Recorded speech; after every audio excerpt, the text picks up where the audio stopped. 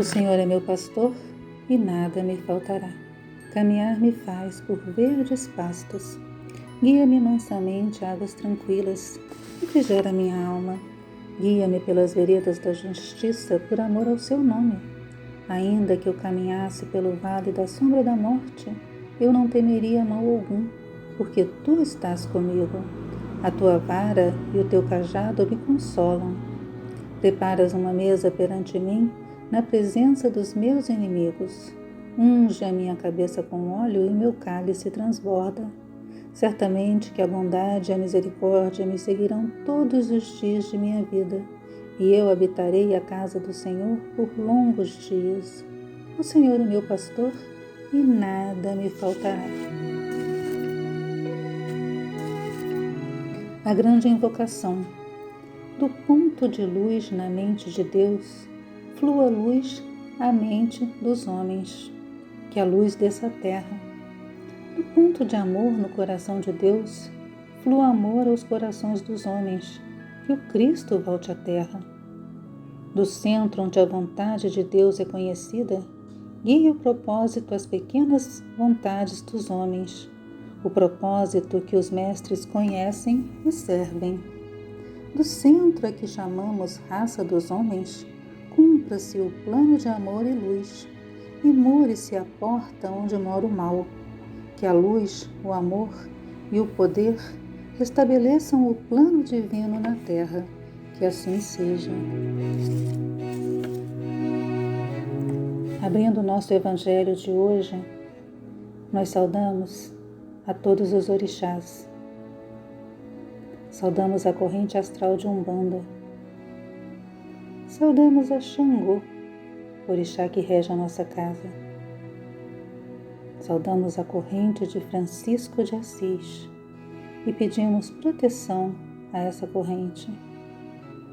Que a sua energia pura e amorosa nos envolva e afaste de nós todo o mal que mesmo sem querer atraímos. Pedimos mais uma vez pela paz em todas as moradas do nosso Pai Maior. Paz na terra a todos, encarnados e desencarnados. Paz no Brasil, no Rio de Janeiro, nos nossos lares. E principalmente que a paz se faça em nossos corações. Nesse momento de sofrimento e dor por que passamos, onde o nosso planeta é sacudido por tanta dificuldade, nós pedimos por todos que sofrem, por todos que estão nos hospitais principalmente, trabalhando ou sendo tratados, por todos que estão nos asilos, nos presídios, nos manicômios, nos orfanatos, por todos que estão em suas casas, passando por momentos difíceis. Pedimos por todos que estão sem esperança, sem fé, sem acreditar que dias melhores virão. Pedimos pelos suicidas, pelos obsessores, pedimos pelos nossos amigos, mas pedimos principalmente pelos nossos inimigos. Pedimos por todas as crianças do mundo, que elas sejam envolvidas na paz. E a essas que estão agora nascendo, que elas venham para transformar, para trazer a luz ao nosso mundo. Pedimos pelas crianças da creche Santa Clara e por todos que ajudam a nossa casa de Francisco de Assis, a realizar o seu trabalho material, mas principalmente o seu trabalho espiritual, mantendo o equilíbrio para que a nossa corrente vibre sempre em paz, em harmonia e luz. Por fim, nós pedimos por todos esses nossos amigos que estão em nossa mente, nossos amigos e nossos inimigos também, para que todos possam receber a luz do Pai Maior. E agradecemos mais uma vez a oportunidade de servir, mesmo sendo pequenos, emitindo um pouco de paz. Que a graça do Senhor recaia sobre todos nós e nos abençoe. Graças a Deus. Da sabedoria do Evangelho de Torres Pastorino, respostas de João. João, capítulo 1, versículo 19 a 28. Esse é o testemunho de João, quando os judeus lhe enviaram de Jerusalém sacerdotes e levitas, para perguntar-lhe: Quem és tu? Ele confessou e não negou: Eu não sou o Cristo. Perguntaram-lhe eles: Quem és então? És tu Elias? E ele respondeu: Não sou. És tu o profeta? Respondeu: Não, não sou. Disseram-lhe, pois: Quem és? Para que possamos dar resposta aos que nos enviaram. Que pensas de ti mesmo? Ele replicou: Eu sou a voz que clama no deserto: Endireitai o caminho do Senhor, como disse o profeta Isaías. Ora, eles tinham sido enviados pelos fariseus. Perguntaram-lhe também: Por que então mergulhas, se tu não és o Cristo, nem Elias, nem o profeta? Respondeu-lhe João: Eu mergulho na água. No meio de vós está quem vós não conheceis, aquele que vem depois de mim, ao qual não sou digno de desatar a correia das sandálias. Isso passou-se em Betânia, além do Jordão, onde João estava mergulhando. O episódio narrado fala sobre o interrogatório oficial por parte do Sinédrio, por intermédio de emissários credenciados. A delegação era constituída de sacerdotes e de levitas. A pergunta: Quem és tu?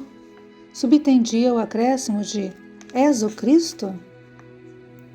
João confessou e negou: Não sou o Cristo, ou seja, não sou o Messias esperado.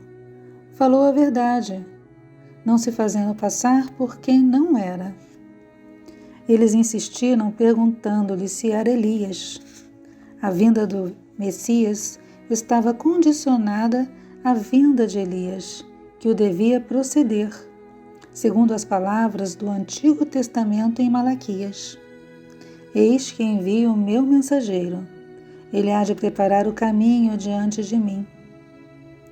Os judeus o aguardavam no sentido literal. Jesus diz claramente, falando de João Batista: Se quereis compreendê-lo, ele mesmo é Elias que tinha que vir. E os discípulos entenderam que lhes falara a respeito de João Batista. Por que então diz João que não é Elias?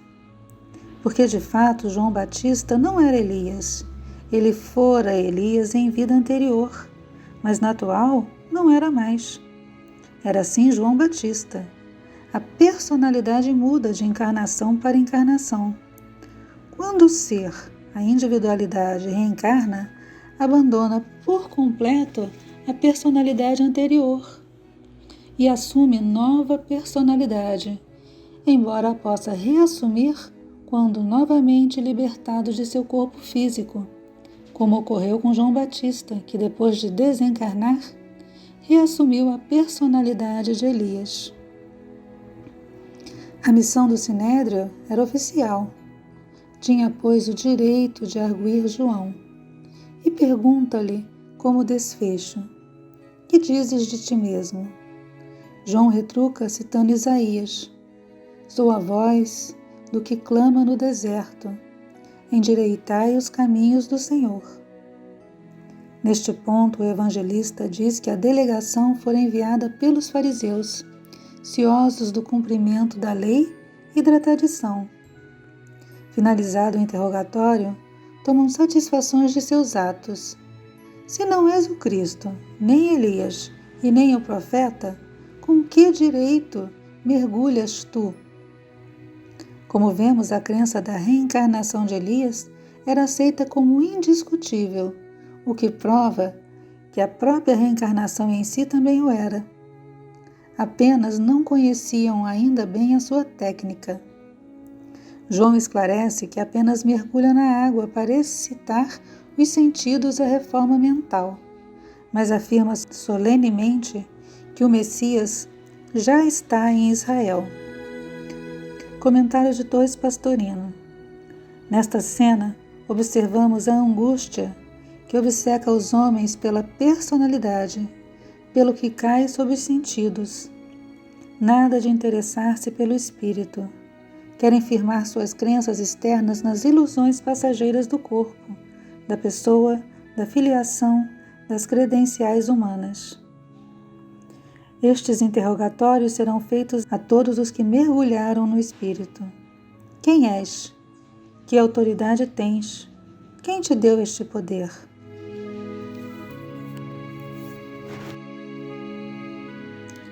Então, esse evangelho falando sobre a resposta de João Batista. João Batista é o precursor de Jesus, aquele que veio preparar o caminho para a chegada do Cristo. Havia uma profecia que dizia que Deus enviaria um profeta. E as autoridades eclesiásticas da época, muito ciosas em controlar tudo o que acontecia, foram perguntar a João Batista se ele era esse profeta, se ele era Elias ou se ele era o Cristo, e com qual autoridade ele mergulhava, quer dizer, com qual autoridade ele fazia o batismo. João responde que ele não era Elias e também não era o Cristo. Ele era a voz que clama no deserto, aquele que falava da chegada do Messias e avisa aos doutores da lei que ele, o Cristo, já está entre os israelitas. João Batista explica que mergulha na água, quer dizer, mergulha para incentivar a reforma mental, para que possamos entender a boa nova que o Messias trará, essa mensagem de amor a Deus e ao próximo. Essa reforma mental é aumentar a vibração para entender a mensagem do Cristo. É mudança de padrão vibratório, através de esforço próprio, através do desenvolvimento da maturidade espiritual. Essa reforma mental é difícil de ser alcançada, pois estamos mergulhados na matéria densa, mergulhados em um mundo de sensações e desejos. O Evangelho fala então da reencarnação, pois só através de vidas sucessivas, errando e acertando, usando o nosso livre-arbítrio para distinguir o que é correto do que é errado, podemos lapidar o nosso espírito, pois a evolução se dá aos poucos.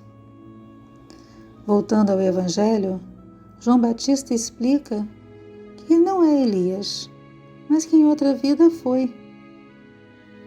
Explica que Jesus, aquele que ele, João, diz que não é digno nem de desatar as sandálias, virá para mergulhar em água viva. A água comum do batismo é a autotransformação. Já a água viva é a água que sacia todas as necessidades, que nos completa. É a união com o Cristo interno. É mergulhar nessa vida imanente.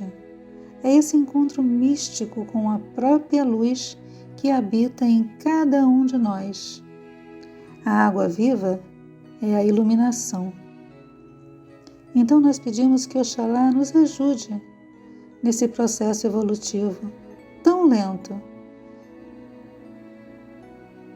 E só temos a agradecer, sempre. Graças a Deus. Oração de São Francisco. Senhor, faz de nós um instrumento da sua paz. Onde houver ódios, faz com que eu leve o amor. Onde houver ofensas, que eu leve o perdão. Onde houver discórdias, que eu leve a união. Onde houver dúvidas, que eu leve a fé. Onde houver erros, que eu leve a verdade. Onde houver desespero, que eu leve a esperança. Onde houver tristezas, que eu leve a alegria. Onde houver trevas, que eu leve a luz. Ó Mestre, faz com que eu procure mais consolar que ser consolado, compreender que ser compreendido, amar que ser amado, pois é dando que se recebe, é perdoando que se é perdoado, e é morrendo que se nasce para a vida eterna, graças a Deus.